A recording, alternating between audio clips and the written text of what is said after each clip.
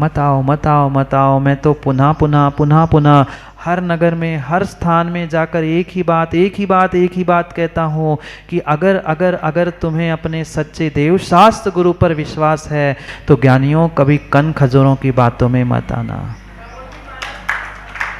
कान खोलकर सुन लेना पंडित जी, अगर अगर अगर आप अपने धर्म में, अपने जीवन में कामयाब होना चाहते हो, सफल होना चाहते हो, तो कभी किसी के कन खजूरे के बातों में, पुनः कह दूं, सुनाई दिया रजनीश जी, कन खजूरे के बातों में जो जो आता है पक्का मानना, पक्का मान लेना, वो कभी अपने जीवन में ऊंचाइयों को प्राप्त कर ही नहीं सकता। आप लोग नहीं समझे होंगे ना माँ, कन खजूरा नहीं समझे? वो कन खजुरा तो मात्र कान खाकर मात्र तुम्हारी एक पर्याय नष्ट कर सकता है, पर दो टांग के जो आज के कन खजुरे हैं ना, वे तुम्हारा पूरा जीवन बर्बाद करेंगे, पूरा जीवन बर्बाद करेंगे। और पक्का पक्का आज तक का इतिहास आगम में भी, पुराण ग्रंथों में भी लिख चुका है, जो जो ऐसे कन खजूरे इंसानों के कानों की बातों में आ जाते हैं, वो अपने घर परिवार धर्म सबको तबाह करके रख जाते हैं। क्यों बिखर रहे परिवार? क्यों बेटा मां से अलग हो रहा है? क्यों पति पत्नी शादी होके 1-2 साल नहीं हुए हैं, कोर्ट कचहरियों में क्यों खड़े हैं? कहीं न कहीं वह माँ भी बुरी नहीं मानना माँ, मैं तो माँ कह रहा हूँ, पर हकीकत आज की वर्तमान में यही है। अगर बेटी के ससुराल में क्या हो रहा है, तुम्हें क्या करना है क्या नहीं कहना है, ये अगर सलाह माँ घर में बैठकर फोन पे दे रही है, वो भी कन खजूरे से कम नहीं है। बुरी माने सो एन मान जाए, बहुत अच्छे से मान जाए, पर हकीकत यही है, बाप अगर बेटे की जिंदगी में अगर कन खजूरे जैसा कान खाने लग जाए, तेरी बहू ऐसी है, तू ऐसा है, तुम्हें ऐसा करना चाहिए, पक्का मान लेना पिताओ, कभी तुम्हारे बेटे का परिवार खुशहाली से जी नहीं सकता। खोज कर लेना, हकीकत बिल्कुल बिल्कुल बिल्कुल सुनील जी, यही हकीकत है। जितने घर परिवार आज टूटे हैं ना कहीं वह बेटी की माँ कि बेटे की माँ पिता कोई ना कोई उनके पर्सनल लाइफ में इंटरफेयर करते हैं, कन खजूरे जैसे उनके कान खाते हैं। हमारे ज़माने में तो ऐसा होता था, हम तो ऐसा करते थे, तुम्हें भी ऐसा करना चाहिए था, तुम सास को ठिकाने लगा लो, पूरा घर ही ठिकाने लग गया। हाँ, मैं माताओं से भी कह रहा हूँ और बहनों से, बेटियों से भी कह रहा हूँ, अपनी अकल लगाओ ना, अपनी अकल लगाओ, अपनी अकल लगाओ। वो ऐड देखी होगी ना शैलेंद्र भाई, दिखावे पे मत जाओ, अपनी अकल लगाओ। हम दिखावे पे जाते हैं, ये पक्का मानना, संसार में हर प्राणी कहीं ना कहीं दूसरे प्राणी से ईर्ष्या रखता है। कहीं ना कहीं दूसरे की बुराई किए बिना उसका भोजन हजम नहीं होता। और जिनको अपने ज्ञान की अजीर्ण होती है, सुनील पंडित जी जैसे कह रहा हूं, ऐसे भी जीव संसार में मिलते हैं। करना ना 3 ना 13, हम तो कुछ जानते नहीं हैं, पर दूसरों की कमी, मां बोलो ना, भोजन में भी हमें भले ही कैसे सड़ा सा भोजन बनाने आता हो, पर दूसरे की कमी जरूर निकालेंगे। चुटकी भर नमक भी कम हो, नमक तो डालने नहीं आता और भोजन बना रहे, हमें नमक कहाँ रखा है ये घर में ये भी पता नहीं हो, पर कमी उसकी जरूर निकालेंगे, कमी दूसरे की जरूर निकालेंगे। संसार में अधिकांश जीव मात्र और मात्र एक दूसरे से ईर्ष्या ही रखने वाले होते हैं। इसलिए ज्ञानियों ध्यान रखना, कौन मेरे कान में आके क्या कह रहा है, इसका विवेक मुझे स्वयं से रखना है। कौन चाहता है आज घर का एक भाई तो दूसरे भाई की उन्नति नहीं देख पा रहा? जब पिता ही बेटे का आगे बढ़ते हुए नहीं देख पा रहा है, तो दूसरा की कहना क्या? ये मैं मनगढ़ंत कहानियां पंडित जी कुछ नहीं कह रहा हूं, हकीकत आंखों से देखी है हमने, तब जाके ये मुंह से निकल रही है। नहीं तो बहुत सारे लोग यही कह के महाराज जी बनावटी बातें करते हैं, बनावटी नहीं, घर में अपने घरों में झांक कर देख लेना, दूसरों के नहीं। कोई दूध का धुला नहीं बैठा, कोई दूध का धुला नहीं बैठा है दुनिया को दिखाने के लिए, भरे कितनी फॉर्मेलिटी व्यवहारिकता कर लेना, मेरा भाई, मेरे पिता, मेरे घर वाले, मेरा ये, पर ये सब सब सब मात्र दिखावा है, सब दिखावा है। हकीकत अपने आप से भीतर पूछ लेना, हकीकत अपने आप से भीतर पूछ लेना। अगर अगर अगर तुम्हारे माता पिता भी, तुम्हारे सास ससुर भी, तुम्हारे भाई मित्र भी तुम्हें कोई ऐसी सलाह दे रहे हैं तो सोच लेना वह मित्र भी तुम्हारा कन खजूरे से कम नहीं है। क्योंकि अक्सर अक्सर ज़िंदगी में यही होता है, माँ कोई थोड़ा सा भी कुछ किसी की कमी कह जाता है, फिर दिलो दिमाग में वही घुस जाता है, वही घुस जाता है। सोच लेना, विचार कर लेना। रोज़ आप लोग भोजन करते, प्रफुल्ल भाई, रोज़ आप भोजन करते हैं, रोज़ उस बेटे की माँ ने बनाया हुआ भोजन करते हैं, पर एक दिन मित्र ने कह दिया कि कल तुम्हारी बेटे की माँ आई थी और थोड़ा सा जहर लेके चली गई। अब दिमाग क्या चलेगा? दिमाग क्या चलेगा? रोज आंख बंद करके भोजन करने वाला व्यक्ति 50 बार सोचेगा खाऊं कि नहीं खाऊं, जहर मेरे भोजन में तो नहीं मिलाया। घुस गया दिमाग में कीड़ा, घुस गया दिमाग में कीड़ा, घुस गया दिमाग में कीड़ा। उस मित्र रूपी कन खजूरे ने कान खा लिए, दिमाग खा लिया। अब जब तक वह जहर का उसने क्या किया ये पता नहीं चलेगा, तब तक तुम्हारे पानी में सब में तुम्हें कहीं ना कहीं जहर ही। उसने तो जहर पता नहीं किसके लिए लिया था, दवाई के रूप में, कहीं अनाज में, कहीं कुछ रखने, कहीं किसी के लिए लिया था, पर तुम्हारी जिंदगी में तो जहर यूं ही घुल गया। तुम्हारी तो जिंदगी में यूं ही घुल गया, क्योंकि मुख से राजू भाई जहर कम जाता है। आज के इंसानों के कानों से ही जहर सबसे ज्यादा जाता है, सबसे ज्यादा कानों से जहर घुलता है। सोच समझकर अपनी श्रद्धा, अपने विश्वास, अपने विवेक को जागृत करते हुए अपने जीवन में दृढ़ होने का प्रयास करो। ये बाहर के दिखावे से काम नहीं बनेगा। अपनी अकल लगाओ, अपनी अकल लगाओ। हम स्वयं अपने विवेक से सामने वाले की परीक्षा करें ना, हम अपने विवेक से सामने वाले को पहचान ले। पर हमेशा हमेशा यही होता है, जैसे वस्त्रों का मैंने कहा, दूसरों की पसंद से ही हम वस्त्र पहनना चाहते हैं। हम अपने जीवन के अधिकांश निर्णय दूसरों की सलाह से और दूसरों को पूछ के करते हैं। इसलिए कभी जीवन में किसी कार्य में आज तक हम सफल, आप लोगों ने कहा, नहीं हो पाते। हकीकत यही है, हकीकत यही है। जब हम विवेक शून्य होकर दूसरों के बातों में आते हैं, तब तक हमेशा ही जिंदगी में धोखे ही खाते आएंगे। नहीं खाए आप लोगों ने धोखे कभी? क्यों मिले धोखे?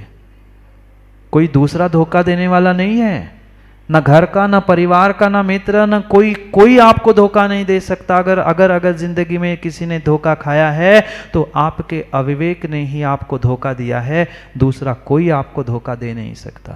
कर्मों को भी मत दोष देना, कर्मों को भी दोष मत देना। पंडित जी कहेंगे कर्म ही ऐसे थे, पुण्य का उदय नहीं था, पाप था। पुण्य पाप ये कहने की बातें होती है। हम वर्तमान के पुरुषार्थ, अविवेक रूपी पुरुषार्थ को भी तो समझे। इतने दूध पीते बच्चे तो हम, बोलो हाँ, नहीं है। इतने दूध पीते बच्चे तो हम नहीं है कि हमें कहाँ क्या सुनना, कहाँ क्या करना, ये दूसरों को सिखाने की, दूसरों से सीखने की आवश्यकता नहीं है। पर कहीं न कहीं कसाय के आवेग में आकर हम ये भूल जाते हैं कि हम किसके साथ कैसा बर्ताव और कैसा व्यवहार कर रहे हैं। कम से कम जिनके साथ हम रह रहे हैं उनके साथ तो कम से कम अच्छा बर्ताव करने का प्रयास करें। जो दिन रात तुम्हारे लिए भोजन बना के खिला रहे हैं, उस बेटे की, बेटी के, माँ के ही बारे में कितनी बार ऊपर नीचे परिणाम हो जाते हैं। एक आध दिन भोजन बिगड़ जाता है, एक आध दिन नमक मिर्च कम होती है, तो गुड्डू भाई चुपचाप भोजन करते हैं। रोज अच्छी रोटी थाली में आकर परस रही है, एक दिन जल गई, बोलो क्या होता है? आप ही लोग बता दो, वे नहीं बता रहे हैं। आप ही लोग बता दो क्या हो जाता है। रोटी तो इतनी सी ही जली थी, उनका चेहरा ऐसा जल जाता है कि शायद बरसों से वैसी रोटी खिला रहे हैं। जो अपने हाथ जला के तुम्हें प्रतिदिन सुबह शाम रोटी खिला रही, ऐसे उस इंसान के प्रति कम से कम अच्छा व्यवहार करते। ठीक है, एक दिन बिगड़ गई रोटी, 2 दिन बिगड़ गई, कभी ये पूछने गए कि आज क्यों रोटी बिगड़ी, आज क्यों नहीं कर पा रहे हैं? पर व्यक्ति यही सोचता है वो तो तुम्हारी ड्यूटी है, वो तो तुम्हारा काम है, तुम्हें तो करना ही है। अरे काम है, ड्यूटी है, व्यवहार है, वो सब कर रहे हैं, पर तुम्हारी भी कुछ जिम्मेदारी है कि नहीं, तुम्हारी भी कुछ आत्मीयता है कि नहीं? जब घर के सदस्यों के साथ ही हम ऐसा बर्ताव करते हैं तो फिर घर के नौकरों के साथ कैसा बर्ताव करते होंगे? जिनको हम पैसे देते हैं, कभी ये विचार किया कि चंद पैसों के लिए कोई इंसान तुम्हारे लिए काम कर रहा है, तुमने 2, 5, 10, 20, 50 हजार, लाख रुपए देकर क्या उस इंसान को खरीद लिया? कौन किसको खरीद रहा है? कौन किसको खरीद सकता है? कौन किसको खरीद सकता है? पर व्यक्ति यही सोचता है, यही चाहता है कि हमने तो पैसे दिए तो पूरा काम करो, अगर पूरा काम नहीं किया तो हम पूरे पैसे भी नहीं देंगे। तुम उस गरीब के पैसे काटकर, बेटा गरीब के पैसे काटकर तुम कहाँ ले जाओगे? मुझे तो ये बात समझ में नहीं आती, ये बात मुझे समझ में नहीं आती। सेठो थोड़ा सा विचार कर लेना।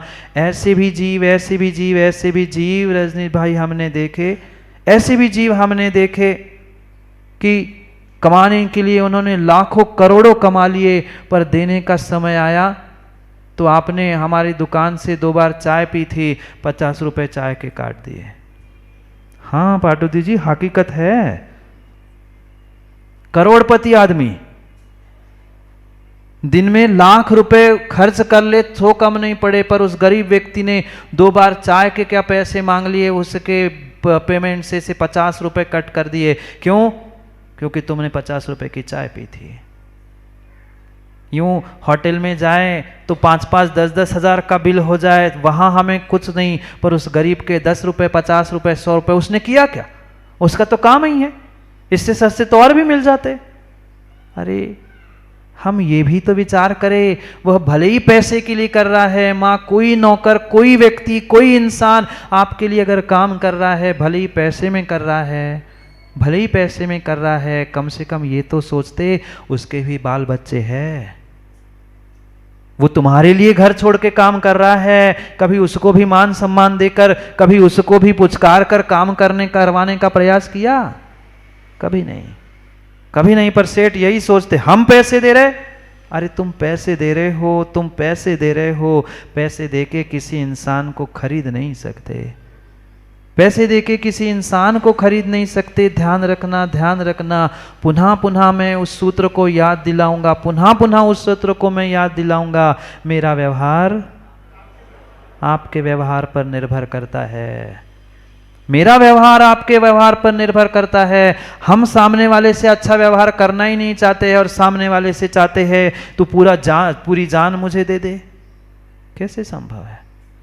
कैसे संभव है? कैसे संभव है? ये तो अशोक जी सोचना, ये समझने जैसी बात है। कोई इंसान तुम्हारे लिए कम से कम काम तो कर रहा है, वह इंसान काम नहीं कर रहा है, इंसान भीख नहीं मांग रहा है, उसका पाप का उदय भीख मांग रहा है, पाप का उदय तुम्हारे साथ तुम्हारे लिए काम करवा रहा है, पर फिर भी हम गर्राते, हम सेठ है, हम सेठ है, हम पैसे दे रहे हैं, तुम्हें तो ये करना ही पड़ेगा, तुम्हें तो ऐसे ही करना पड़ेगा। अरे पैसे दे रहे हो, पैसे दे रहे हो, उसकी जिंदगी थोड़ी खरीद रहे हो। उसको भी तो इंसान मानो, उसके भी तो बाप बच्चे, बहू, बेटी, उनका भी कुछ होगा कि नहीं आगे पीछे। पर क्या करे, पर क्या करे, पर क्या करे। हम ऐसे आज के धर्मात्मा और इंसान हो चुके हैं कि कोई ने कुछ कह दिया, हम तो अपनी ईमानदारी और अपनी ईमानदारी क्या इंसानियत भी भूल जाते। कम से कम इंसान तो बन जाते सेठो, कम से कम इंसान तो बन जाते। एक बार एक गरीब व्यक्ति अपने देहात से निकलकर बड़े शहर में पहुंचता है। हो सकता है नाना जैसा कोई मोखेड़ का व्यक्ति छिंदवाड़ा जैसे महानगर में, महाशहर में पहुंचा। साथ में बच्चा था, बेटा था, छोटा था, और कुछ खरीदने के लिए बाजार में आए थे। दोपहर का समय था, गर्मी का मौसम था। 2 घंटे खरीदी करते करते वो बालक जो साथ में चल रहा था उस व्यक्ति के, उसे प्यास लगी और वो पिता से कह रहा है, पिताजी प्यास लगी है, कुछ खाने के लिए मिले ना मिले कम से कम 2 घुट पानी ही मिल जाए। अब पहले इतनी व्यवस्थाएं नहीं थी, जगह जगह पे नल नहीं थे, प्याऊ नहीं थे। वो पानी की तलाश में इधर उधर जाता है और एक दुकान में उसे ठंडे पानी का मटका रखा हुआ दिखता है।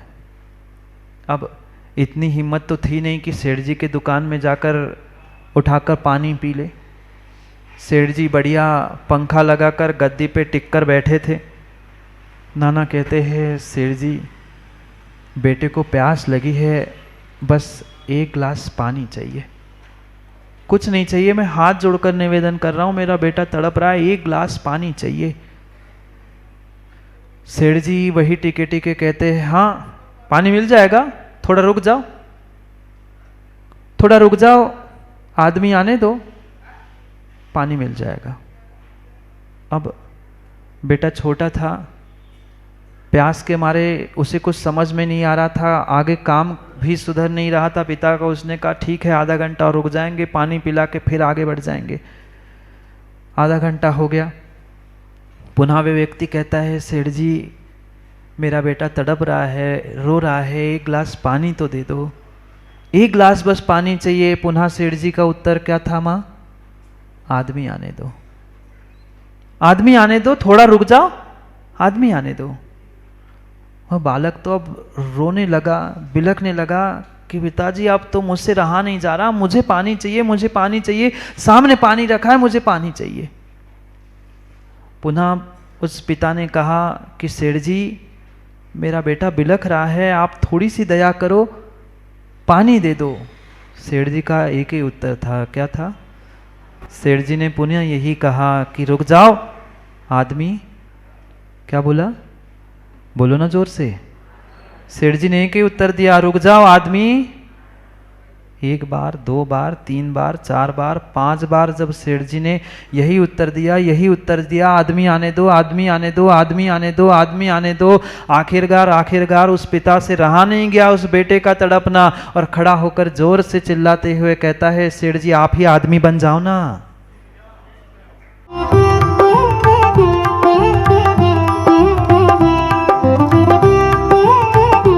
परम पूज्य गणाचार्य श्री 108